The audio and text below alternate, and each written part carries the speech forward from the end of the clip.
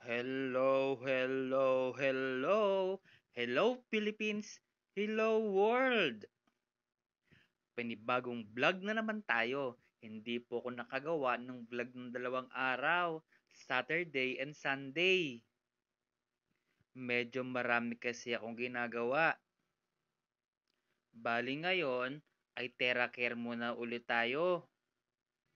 2 araw tayong hindi nakapag-Terra Care. Alam nyo mga kalabs, maganda sa stroke itong Itera Care. Kaya nagpapasalamat ako sa nagpahiram sa akin ng Artera Care. Shoutout nga pala kay Eugene sa pagpapahiram sa akin ng Itera Care. Salamat Eugene! Alam nyo mga kalabs, pati boses ko nawala. Siya nga pala nung Sunday, nagkakantahan sina Ka Jerome at Ate Seni. Nagpunta ako sa bahay nila. Kinanta ko yung awiting kinakanta ko dati. At inalaban ko tuwing may singing contest. Yung kantang Ngayon at Kailanman. Habang kinakanta ko yon, naiyak ako. Sabi sa akin ni Ate Seni, bakit ko umiiyak? Sabi ni Ate Seni, hindi ko na kayang kantahin kasi kaya ako naiyak. Simula kasi nang ma-stroke ako, pati boses ko nawala. Sabi ni Ate Seni, babalik din yan nawala sa'yo. Alam nyo mga clubs, nagtuturo pa ako dati ng voice lesson. Ang daming estudyante ko. Namimiss ko na nga yung voice ko dati.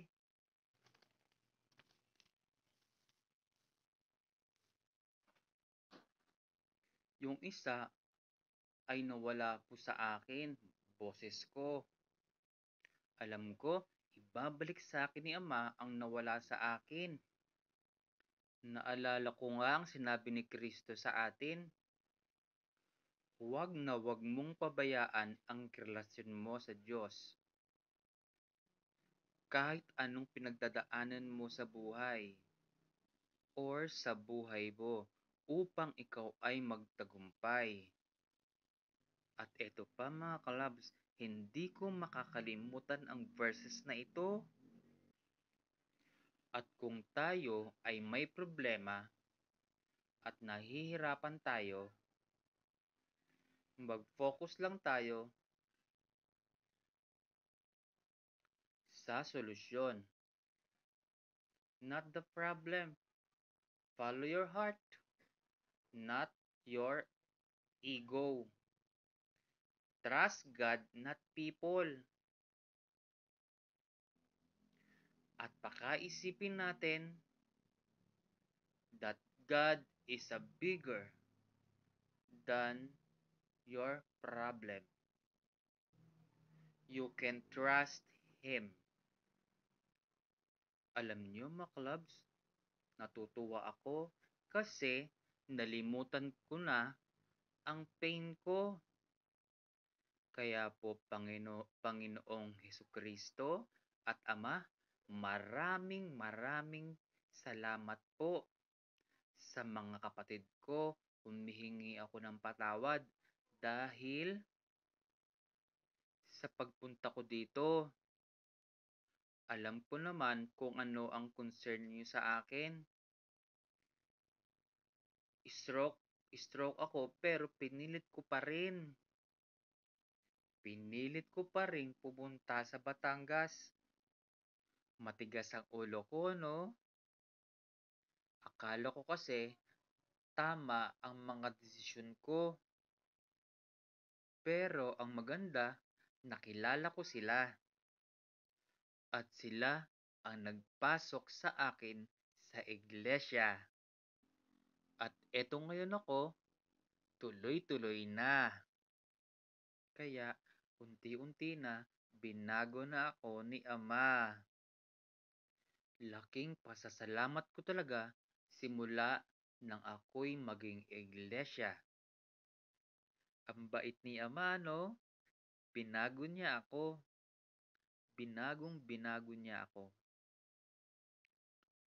Alam niyo mga kalabs, naalala ko tuloy ang kwento ni Job. Sa Bible, kinuha ang lahat kay Job. Pero hindi siya nawalan ng pag-asa. Maging ang family niya, inuwanan siya. Iniwan si Job. Hindi siya lumayo kay Kristo. Kahit gaano kahirap ang pinagdadaanan niya, hindi siya lumayo kay Kristo. Kaya ako, hindi rin lalayo kay Kristo at kay Ama. Yung mga kaibigan ko, nakalimutan na yata ako eh. Iniwan nila ako. Ganun po siguro talaga kapag wala ka ng silbi, kapag may sakit ka na, o kaya busy lang siguro sila. Sige po, bye-bye!